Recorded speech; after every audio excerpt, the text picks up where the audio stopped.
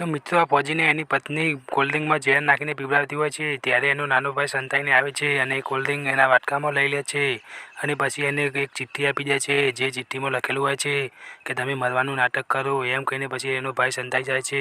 તરત જ ફોજી કહે છે કે મને કંઈ ઠીક નથી લાગતું. ત્યારે એની પત્ની કહે છે કે કોલ્ડ્રિંક બનાવી દઉં. ત્યારે પેલી કહે છે કે ના કોલ્ડ્રિંકમાં કંઈ નહોતું એમ કહીને પછી એ ફોજી તરત જ મરવાનું નાટક કરે છે અને તરત જ ખુરશી ઉપર સૂઈ જાય છે અને પછી તરત જ એની પત્ની બોલે છે કે શું થયું.